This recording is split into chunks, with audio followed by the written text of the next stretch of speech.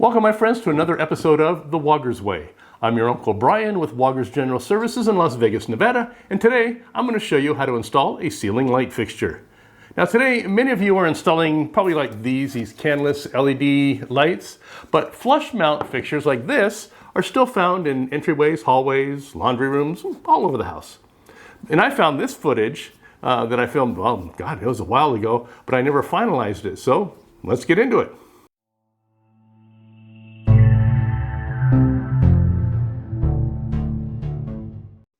All right, today I'm going to show you how to install this flush light ceiling fixture. Now, this process is pretty much the same for any flush light fixture. They're pretty much all the same. This one here, this is through the Home Depot. It's a generic one through Home Depot. The thing I like about this is, one, you get two of them.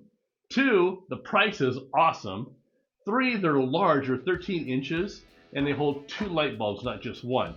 And I like them because you can just put regular bulbs in there, but I use the LED bulbs.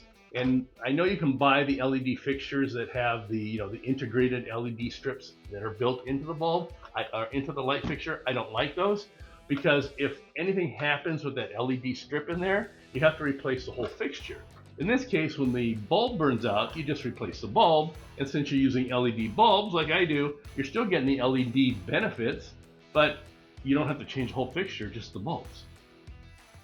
Okay, to get started, we're just going to take this cover off the electrical box up there. It just pulls off. It's got a little bracket here we need to remove.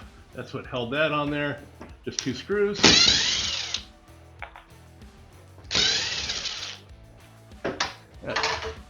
And go ahead and pull your wires out. Make sure the first thing you do, let me get my wires out here, then I'll tell you. And actually you should do it before you pull the wires out. But I'm not too clever. And should have a ground tucked in here somewhere. All right, first thing you want to do is go ahead and turn off the power at the breaker. Yes, this is controlled by a light switch. I can turn it off right here at the switch, but I always like to turn them off at the breaker, just as a precaution. What if the switch is bad? You turn the switch off, you turn the breaker off, then you got no problems. Now your service panel with your breakers could be at the side of your house, maybe in your garage, or even in your basement if you have a basement. Now, whenever I turn off a breaker, I always place a piece of tape covering the breaker titled "Do Not Turn On."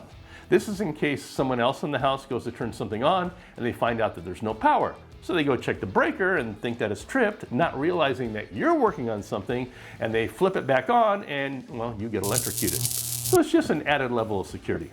All right, then in the ceiling box, you'll have at least three wires: a black, a white, and a bare or green wire, which is your ground. In this case, we actually have four, and I know there's going to be a ground up in here somewhere. You have to find it. There it is. There we go. Okay, so we got a black, a red, a white, and the bare green. So our black is our hot, our white is our neutral, our green is our ground. Now we have this other red one. What's that for? Well, that's because this is wired for a ceiling fan. So there's two switches in the wall over there. Both of these would be controlled by a switch individually. So this would, on a ceiling fan, would normally go to your fan. This would go to the light kit on the fan, so you can turn your lights or fan on or off individually just by light switches, by the wall switches. In this case, we're only turning the light on and off. There is no fan or anything, so we don't need this other wire. So you want to make sure it's capped off. Probably tape it up would be a good idea because you just don't want it shorting out against anything. And then take it back up into your box. Now here I got what's called a half box or a rafter box. It only has a very slight, small area for the wires to go up into, which is okay. So now we have our black, which is our hot, our white, which is our neutral, and our ground.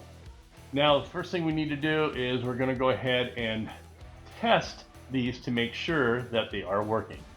So I'm going to turn on the breaker, and then I'm just going to test them through the wall switch.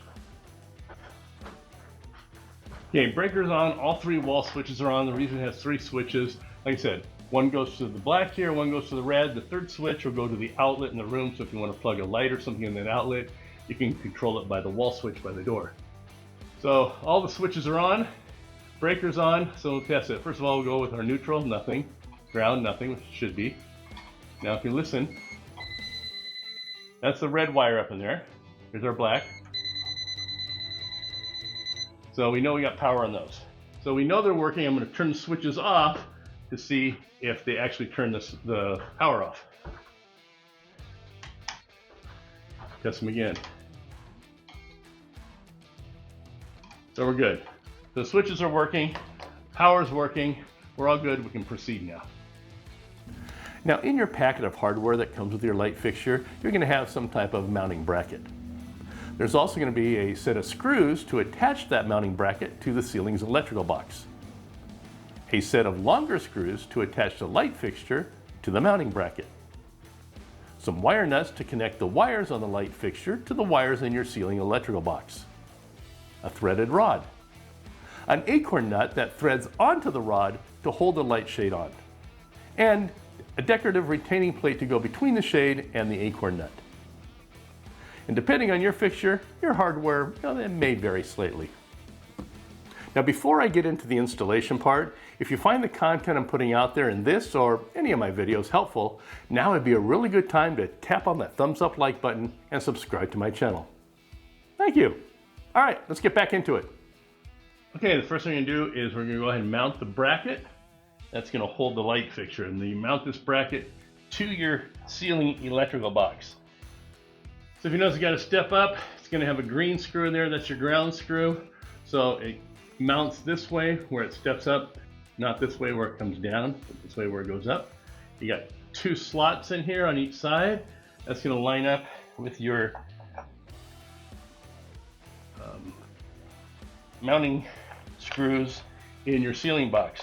Now this box here actually takes wood screws. Now your kit comes with 2 small, okay, let's try that again. Kit comes with 2 small machine screws. If you have a metal electrical box, those will screw right into the metal box. But this one takes wood screws, so let me grab some. I'm just going to use the wood screws that we're holding the bracket for the cover in. So they just go through the slot in there.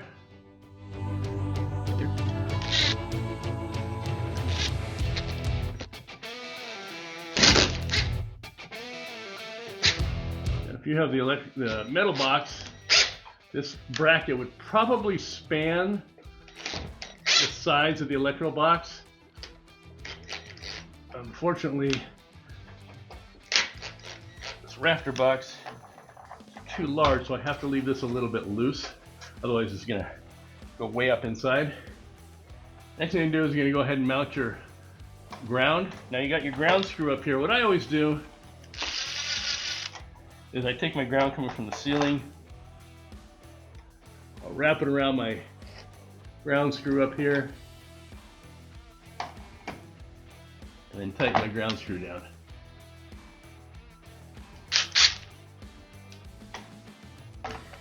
Then when I put the light fixture on, I just tap the ground from the light fixture to this ground. Now it's grounded to here, grounded to your bracket, grounded to your house. Everything's grounded together. Okay, your next step is you're going to have 2 longer machine screws. In my opinion, these are not long enough. These are about a 1/2 inch longer. They would be perfect. The only problem is with this rafter box or some of the smaller pancake boxes, longer screws wouldn't work because they would bottom out against the box. You got a standard ceiling box, you got plenty of room for the screws to go up. That's what I don't. You just have to make do with what we have. So just get them started in there. You don't want to turn them in too far because you want as much screw extending out as you can get. So you just want to get them started into the bracket. All right, now we can bring the light fixture up.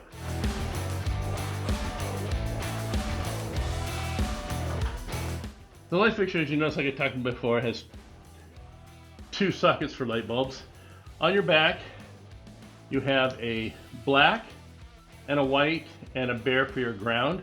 The black and white come with stabbing connectors on them. I'm not a big fan of stabbing connectors, but these ones actually aren't too bad. So, and we're gonna leave them on. You can actually cut them off if you want. You can strip it back. You can use wire nuts or Woggers or whatever you like. But we're gonna leave these on because they're actually pretty decent connectors compared to a lot of stabbing connectors. So, just gonna strip our wires back just a little bit more.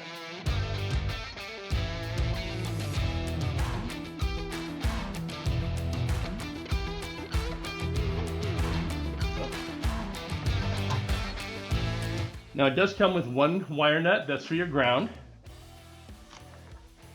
So I always take my ground, in this case do it last because it's got the stabbing connectors. So you can just take your wire, it's going to push into the port on the back next to the wire that's coming from your light fixture. You just put it in there and push it in. Maybe a little stiff to get in there. You can kind of wiggle it back and forth as you push in. It's nice and clear so you can look through the end to make sure you see the end of the wire coming through. And then do the same with the black.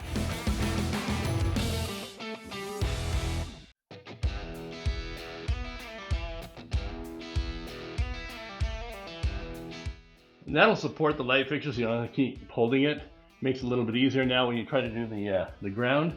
So now the ground, you're just going to attach your stranded wire that comes from the light fixture to your ground that's coming from the wall. I just wrap it around a couple times. I always leave the end a little proud because the wire nut will actually push it down against it and lock it in a little bit better. You take your wire nut, put it on there.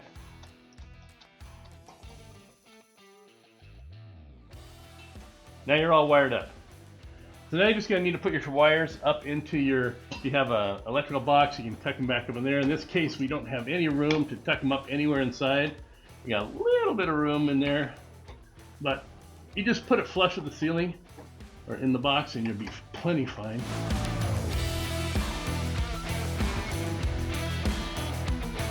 Because you got a lot of room here. Now it comes with this like insulation on the back, fiberglass insulation with the tinfoil covering on there. That's just for heat dissipation. Same on the other side, so when you use regular light bulbs, it doesn't get too hot. I always recommend use LED bulbs. One, they don't get hot, so you don't have to worry about any of that. Plus, it just saves you a lot of on your electricity.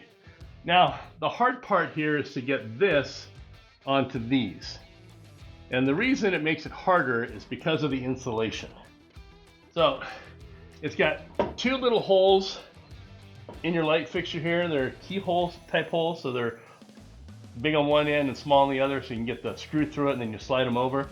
But trying to line them up and get them in there is tough because of the insulation. What I always do is I take my long bit and I push it up through one of them until it comes out like that. I put it on the screw and then I lift this up. Then I know that one is going to come right out. And because this distance is the same as this distance, I can kind of turn it and figure out where it's at. So, but because these screws are not the longest, they're not the best for coming out. I got that one through. Now I can lock it in by turning it. Let's see which way I gotta turn it. That way. And now I can find the other screw. There we go. Once you got both screws in there, tighten it down. Don't go too hard. You don't want to break it through because it's only very thin metal there.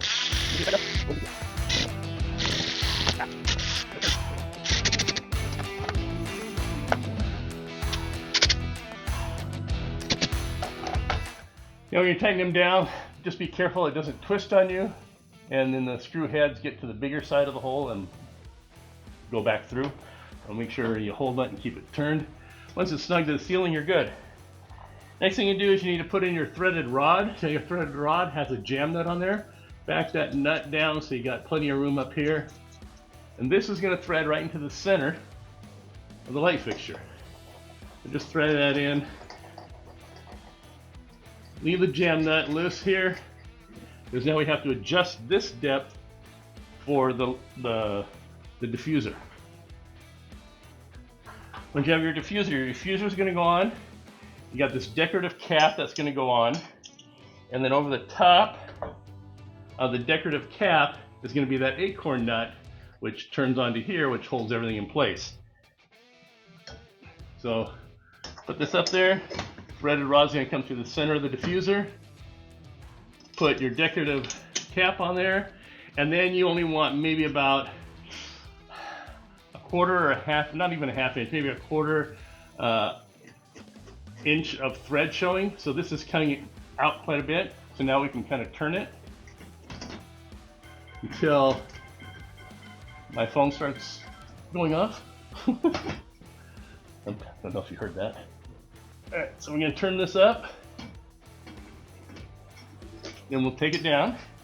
So now we know we have that at the right spot. Now you can take your jam nut, tighten your jam nut up there, and then that'll keep this from spinning now. Light bulbs. Now these just take a standard base bulb, regular standard light bulbs. I use LED bulbs. These are usually kind of pushed up there, so it's kind of hard to get the bulb in, but you can kind of bend them down a little bit. It's just a small metal strap. Your light bulbs in.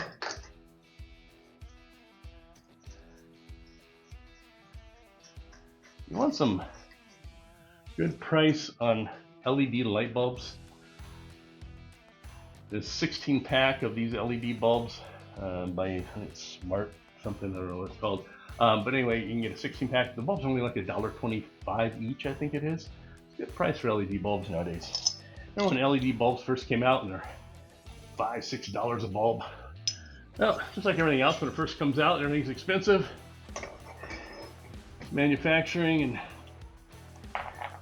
use. Sorry, getting off track here. Put your diffuser on, put your cap on, hold it all in place, take your acorn nut, put your acorn nut on there. Now, the biggest problem people always do is they just crank that acorn nut on there. A couple of problems you can have with that. First of all, you could crack your shade. Second, one day when you go to take this off to change the bulbs, you're not going to be able to get it off. You don't need to crank it down hard. All you need to do is make sure that it holds the diffuser against the light fixture. So in other words, if it's loose, you'll see your diffuser is loose. So you just want it just tight enough so your diffuser is not moving around. There you go. All right, turn on the light. And light coming on. Lights off. Lights on. Clap on. Clap off. All right. There you go. That's all there is to it. It's pretty simple. 2 wires, black, white, and ground. That's 3 wires, sorry. Your hot, your neutral, and your ground. Hook them up, put your screws in, put it in there. That's pretty easy to do. Now just a few important items before I close this out.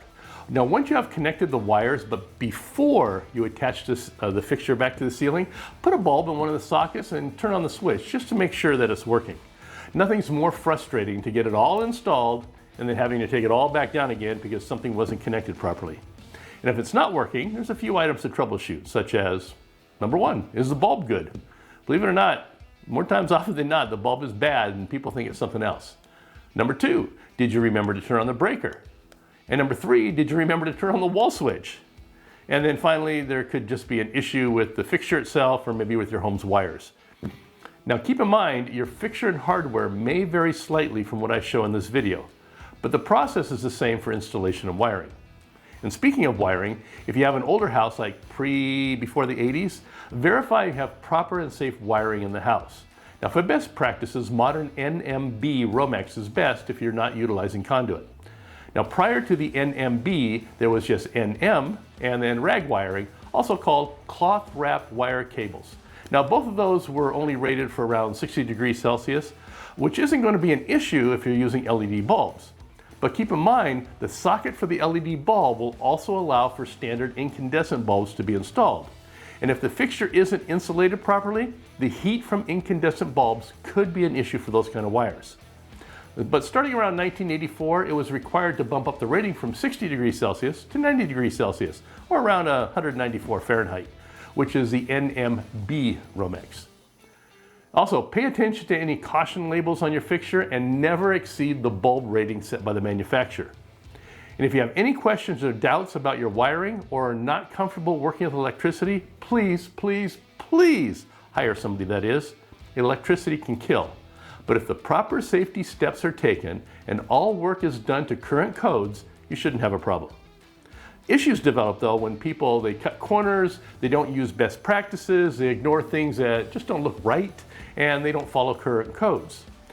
So make sure your wiring looks right, and if you're replacing an existing fixture, you may want to snip off a little off the ends of each of the wires, if you have enough wire available to you, so you have good solid wires. Excessive heat and/or poor connections can make wires brittle, especially at the ends.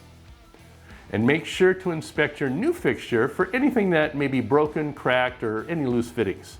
And always remember to properly ground everything. Now, if your house doesn't have ground wires, there are plenty of videos here on YouTube showing you what to do.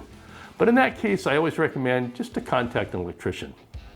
Now, with all that said, if you've had any unusual circumstances when changing out a light in your house, drop a comment down below. Situations vary around the country and around the globe, and I'm always curious about the differences that exist. And if you like the content I'm putting out there, I'd appreciate it if you give that thumbs up, like icon a tap, and subscribe to my channel for more helpful home repair videos. Now, I do want to take a moment and give a big thank you to all of you that have subscribed to my channel so far. As we're coming up on the end of the year, and my first year and a half since I started this channel, nearly 6,000 of you have subscribed, and that outpouring of support is greatly appreciated. But now for my shameless plug. By the end of next year, 2025, my goal is to have 15,000 subscribers. I know, it took a year and a half just to reach 6,000, so an additional 9,000 in 1 year may seem like a tough goal. But I have confidence in y'all, plus I'll do my part to push myself to put out more content more often to help with that goal. And if you have any recommendations for future videos, drop me a comment down below. And if I end up making the video, I'll send you something from my merchandise line, if you're a subscriber and you were the first one to request it. So, if you haven't subscribed yet, now would be a really great time to do so. I'll wait. Come on, you know you want to. Thank you. Also, I'll be conducting monthly drawings all year long to subscribers for items from my merchandise line. And if I reach 15,000 by the end of next year, I'll select an additional 10 subscribers at random and send you something nice from my merchandise line also. And speaking of merchandise, if you want to get your hands on some Woggers Way merch, I'll put a link below to my merchandise shop.